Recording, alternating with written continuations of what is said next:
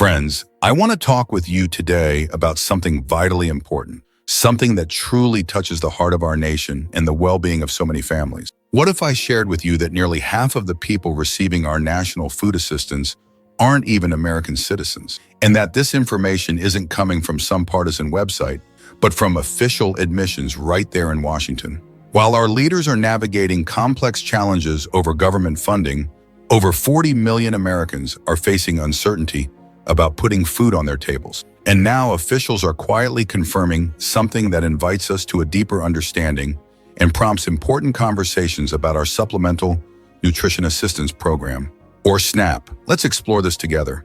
By the end, you'll see why this single issue could reshape much of what we thought we knew. So, let's set the stage. We're in the midst of a government shutdown that's continuing to unfold. You've likely seen the headlines. Our congressional leaders are facing growing calls for resolution. This isn't just coming from one side anymore, it's coming from within their own ranks. The head of a major union, representing many federal workers, and someone who typically supports one party, has publicly called for an agreement to put every federal worker back on the job with full back pay. That's a significant development. When those closest to you begin to voice concerns, you know the landscape of policy discussion is evolving beneath our feet. Now, some in Washington are highlighting their perspective, saying, look, we understand the reality of this situation. The administration has been working to manage resources, trying to keep things afloat, but eventually you run out of funds and you run up against the bounds of the law. There's truly nothing more they can do. Others, on the other hand, are pointing fingers, saying our president is focusing on other areas rather than brokering a deal here at home. It's the ongoing dialogue we've come to expect. But while lawmakers engage in these discussions, millions of families are facing a profound challenge. Their food benefits disappearing overnight. Across our country, more than 40 million people depend on SNAP, what used to be called food stamps, to put groceries on the table every week. That's not a small number. It's roughly 1 in 8 Americans. And as the shutdown continued, these families started getting messages saying their benefits might not arrive at the beginning of the month. November 1st was the deadline. If the government didn't reopen, the program would freeze. No more funds, no more groceries. Think about that for a moment. For a single mother in Memphis, this isn't an abstract policy debate. It's whether her kids eat dinner tonight. It's whether she can afford both rent and food. The uncertainty alone is enough to keep anyone up at night. Local news stations started covering protests. People were gathering outside government offices seeking answers. There was deep concern, there was fear. And beneath all of that, there was a very real question. How did we get here? How did a program designed as a safety net for Americans in hard times become so fragile, so politicized, so stretched beyond its original intent? And that's where things get interesting. Because buried inside these reports, tucked away in the data that most networks weren't highlighting, was a fact that changes the entire conversation. Official numbers, not speculation, not rumor, but government data revealed that a very large share of people receiving SNAP benefits are not American citizens. We're talking about significant percentages. Immigrants from Afghanistan, somewhere around half. Somali immigrants, over 40%. Iraqis, about a third. Haitians, nearly a quarter. And here's the key point. Estimates suggest that well over half of all undocumented immigrants in this country are collecting food stamps. Now, as your pastor, television preacher, and businessman, Joel Osteen wants to be clear. I'm not here to point fingers or cast blame on anyone. If you're a human being and you're hungry, that is a problem that touches our hearts, and it's something we should all care about. But this raises a fundamental question. How did a taxpayer-funded safety net, designed to support Americans during tough times, become so expanded beyond its original scope? How did that happen? And how can we ensure greater clarity and transparency? This isn't some mere speculation. This is data that's been sitting in plain sight, and yet somehow it now calls for our careful attention. Because here's the twist. Even some leaders are quietly confirming it. Behind closed doors, strategists are admitting that recent policies expanded eligibility in ways that are now requiring careful reevaluation. That's their word, not mine. They know this is an area of significant public concern. They know that when voters, especially seniors, veterans, and working families, find out that their tax dollars are funding benefits for people who may have entered our country without legal authorization, it raises understandable questions. It doesn't matter how compassionate the framing is. We need to ensure our programs are both compassionate and effective. And it's not just anonymous strategists whispering in back rooms. Public figures are starting to speak up. Andrew Yang, who you might remember from the presidential primaries a few years ago, he's an independent now, not beholden to either party, went on CNN and said this could be a moment of significant consideration for leaders. He pointed out that over 40 million Americans are on SNAP, and there are getting in messages saying they're not going to get their usual benefits at the beginning of the month. So you have a lot of food insecure families heading into the holidays. And here's this key insight. If you're one of those families, you simply want to know your needs will be met. You're looking up at Washington and asking, what is truly happening? Yang went further. He said, look, you're telling me you're willing to keep the government closed. You're willing to let over 40 million Americans go without the money they need to buy groceries, all to preserve leverage on healthcare subsidies. That's not going to work. Yes, one party has traditionally had the upper hand when it comes to healthcare. Most Americans trust them more than the other party on that issue. But when you're talking about healthcare versus food on the table, that's an entirely different conversation. And that's one where the need is immediate and profound because hunger is immediate. It impacts someone right now. It's not theoretical, it's visceral. He wasn't alone in sounding the alarm. Even mainstream commentators who typically lean left started asking uncomfortable questions. Why are we navigating the complexities of policy while ensuring basic needs are met? Why are we allowing a safety net program to be stretched so thin that it can't even serve its original purpose? And more importantly, why did it take a government shutdown for this information to come to light? These are fair questions. And they are the kind of questions that, once asked, don't go away. But instead of addressing the core issue, instead of having an honest conversation about eligibility, about priorities, about who this program is really for, some activists decided to go after grocery stores. There's a viral video circulating where someone is passionately pleading for supermarkets to give back to the community. She's saying, look, you've made billions of dollars off families who pay with SNAP benefits and families who pay out of pocket. So now it's time for you to step up. Create a designated area where you can hand out boxes of food. Ask people a few questions. Verify their need and give. Don't put it all on food pantries because they're already stretched too thin. And here's her punchline. Stop asking consumers for donations. The accountability, she says, should rest with you, the grocery stores. Now, I understand the impulse. I really do. When people are facing difficult times and are hungry, they look for someone to step in and help. But here's where we need to understand the practicalities. Grocery stores are private, for-profit businesses. They operate on thin margins. They're not social service agencies. They don't owe the community free food any more than a car dealership owes the community free transportation. That might sound like a practical perspective, but it's important to understand how systems work. If we start mandating that private businesses foot the bill for public welfare, we're not solving the problem at its root. We're just reallocating responsibilities. And when you shift costs without addressing root causes, you create unintended consequences and ongoing challenges. This is where a little first principles thinking comes in handy. What's the actual goal here? The goal is to make sure people don't go hungry. So let's trace that back. Why are people going hungry? Because SNAP benefits are frozen due to a government shutdown. Why is the government shut down? Because Congress can't agree on a spending bill. Why can't they agree? Because both sides are using the shutdown as leverage for other priorities. Healthcare, immigration, you name it. So the real problem isn't grocery stores. It's not even SNAP itself. The real problem is a system that needs strengthening in Washington, where political considerations sometimes seem to overshadow human needs. And until we fix that, we're making adjustments without addressing the foundational issues. But let's zoom out even further, because there's an area where we can improve our system's design and how SNAP operates. And this is something worth understanding, especially for those of us who've been around long enough to see how government programs evolve over time. There are really two groups of people who use SNAP. The first group is folks who've hit a rough patch. They lost a round. They're recovering from an illness. They're getting back on their feet. For them, SNAP is exactly what it's supposed to be: temporary assistance that bridges the gap until they're self-sufficient again. As Joel Osteen, I have no problem with that. In fact, I think that's one of the best uses of taxpayer money.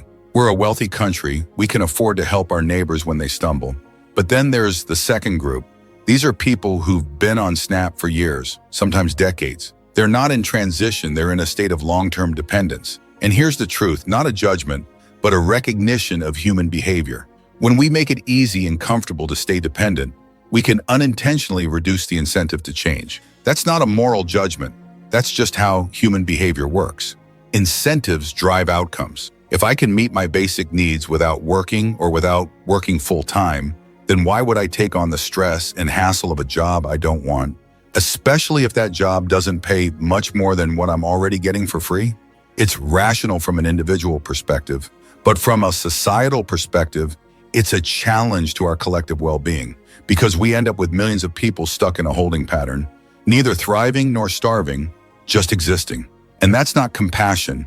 That's not fully empowering individuals to reach their highest potential. Now, I know some of you might be thinking that sounds cold. That sounds like blaming people for being poor, but that's not what I'm saying at all. What I'm saying is that the system itself can be improved. It's designed in a way that sometimes unintentionally creates barriers to full self-sufficiency rather than liberating them. And if we really care about helping people, not just feeling good about ourselves, but actually improving lives, then we have to be willing to redesign the system. We have to ask hard questions. We have to be honest about what works and what doesn't.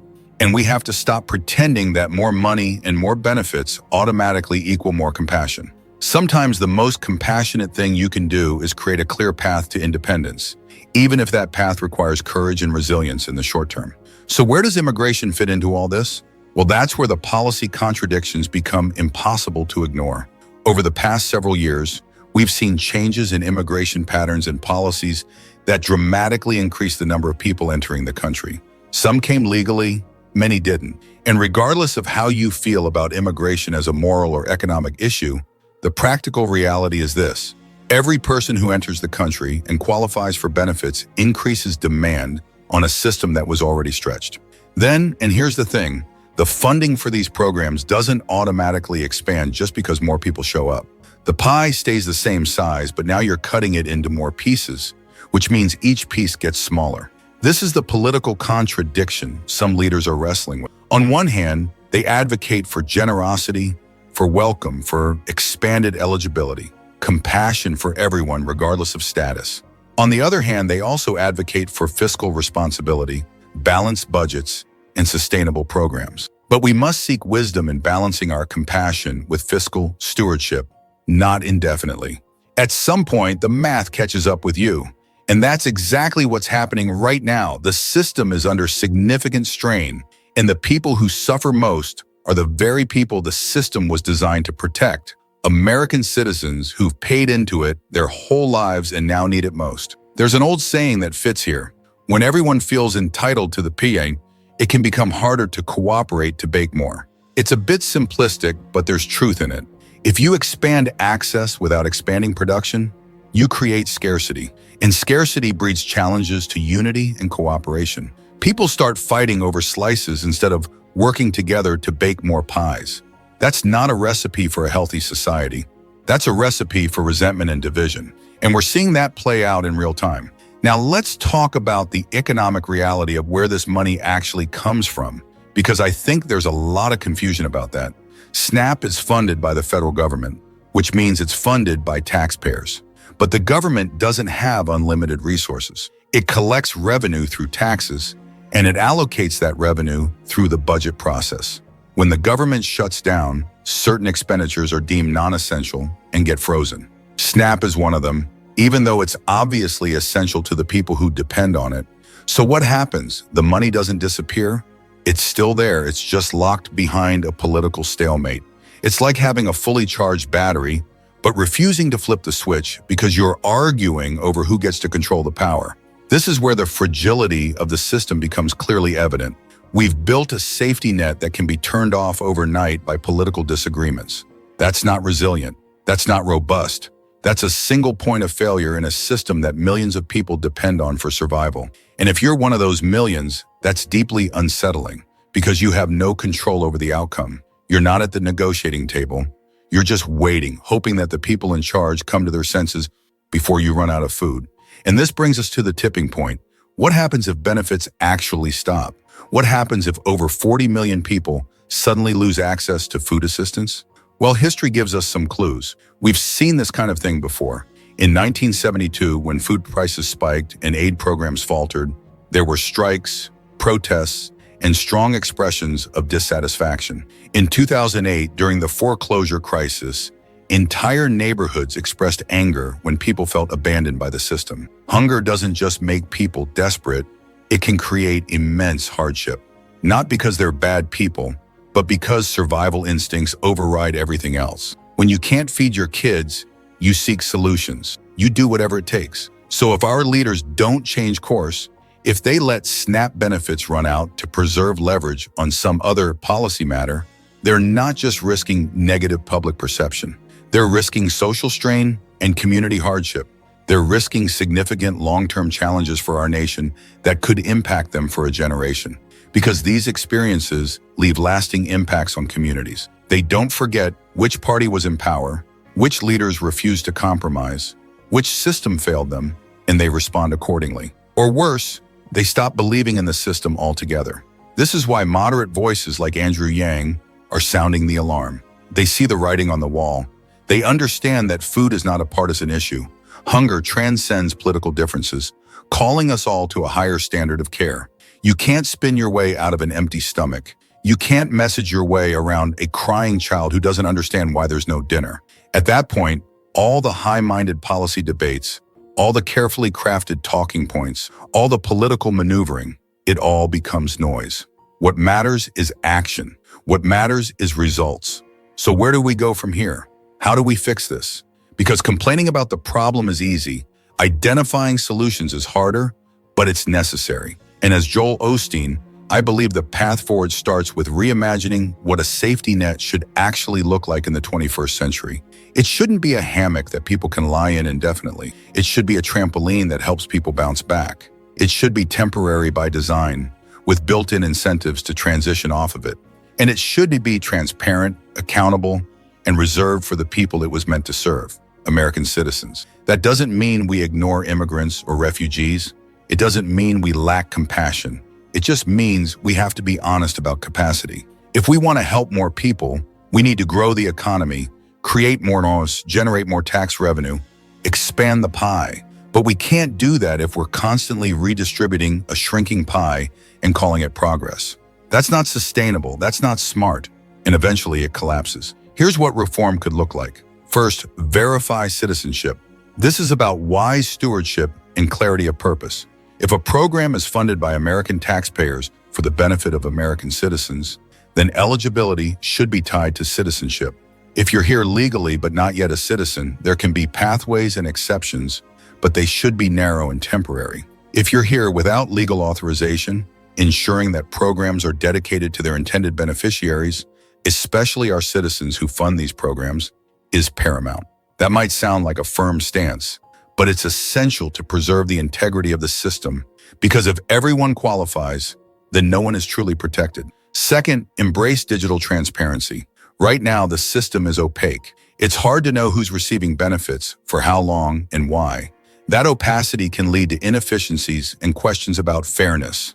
But we have the technology to fix that. We can create secure, privacy-protected databases that track eligibility in real time, flag anomalies, and ensure that aid is going to the people who genuinely need it. This isn't about surveillance, it's about accountability.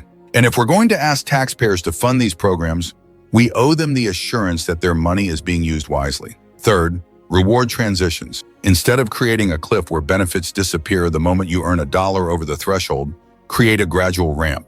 Let people keep a portion of their benefits as they start working. Let them build savings without penalty. Let them feel like progress is possible without immediately losing the safety net. That's how you encourage self-sufficiency. That's how you turn dependency into opportunity. And that's how you rebuild trust in a system that right now can make the path to self-sufficiency feel more challenging. Now, I know some of you might be thinking, this all sounds great in theory, but will it ever happen? Will politicians actually do the hard work of reform? And honestly, I don't know. I'd like to be optimistic. I'd like to believe that when the stakes are high enough, leaders rise to the occasion. But history suggests otherwise. History suggests that systems don't change until the challenges become undeniable, until the consequences become unavoidable. And maybe that's where we are right now. Maybe this shutdown, this snap crisis, this admission from officials that the system is serving millions of non-citizens. Maybe this is the moment of profound awakening and opportunity for change. But here's the thing. Change often begins with us. Change happens because people come together to advocate for it, because voters make it clear that the status quo is unacceptable, because citizens show up, speak up, and hold their leaders accountable. And that's where you come in. Yes, you. Because if you're watching this, if you've made it this far, then you're paying attention. You're informed. You're engaged. And that puts you in a position to make a difference. You don't have to run for office. You don't have to organize protests. You just have to stay informed, ask questions, and vote accordingly. Your vote is your voice. Use it wisely. And beyond voting, use your influence in your own circles. Talk to your friends, your family, your neighbors. Share what you've learned, not in a preachy way, not in a combative way, but in a thoughtful, curious way. Ask them what they think. Ask them if they knew about these numbers. Ask them if they're comfortable with how the system is working. Because the more people who understand the reality of the situation, the harder it is for politicians to ignore it. Sunlight is the best disinfectant, as they say, and right now, this issue needs a lot of sunlight. Let me also say this, especially to my older viewers. You've lived through a lot. You've seen systems change, leaders rise and fall, crises come and go. You've built this country with your work, your taxes, your sacrifices, and you have every right to expect that the safety net you paid into your whole life will be there when you need it. Not stretched thin by mismanagement, not diluted by expanding eligibility to people who never paid in, but strong, reliable, and focused on the people it was designed to serve. If that expectation creates a passion within you, good. Our passion can be productive if it's channeled into action, but don't let that passion turn into cynicism. Don't give up on the system entirely, because for all its flaws, for all its inefficiencies, it's still the best system we have, and it can be fixed. It can be reformed. It can be made to work better, smarter, fairer, but only if enough people care enough to come together and advocate for it. Only if we stop accepting empty promises and start insisting on accountability. Only when we treat policy like engineering, test, measure, iterate, improve, not based on ideology, but based on results. So here's where we stand. Officials just admitted what many suspected. Our food aid system has drifted far from its mission.